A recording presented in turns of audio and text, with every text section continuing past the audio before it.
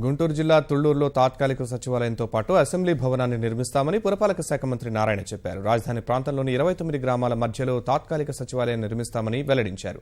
దీనివల్ల గ్రామాల అభివృద్ధిని దగ్గరగా పర్యవేక్షించవచ్చన్నది చంద్రబాబు ఆలోచనగా నారాయణ వివరించారు. ఇప్పటికే భూసార పరీక్షలు కూడా నిర్వహించామని స్పష్టం చేశారు.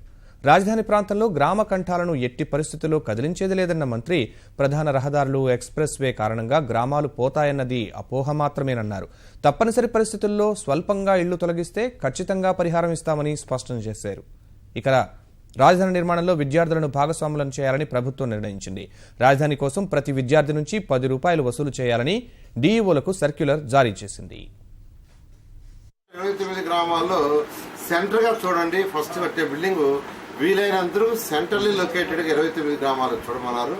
అందువల్ల అధికారులకు ఆదేశించాం. సాయిల్ టెస్ట్ చేసిన తర్వాత సీఎం గారికి చెప్పి తగు నిర్ణయం అన్ని విలేజ్లకి వీలైనందుకు సెంటర్గా ఉండేటట్టుగా మొదటి కట్టే ఈ temporary capital building June ending లోపల కంప్లీట్ చేస్తామని అందరికీ తెలియజేస్తాం.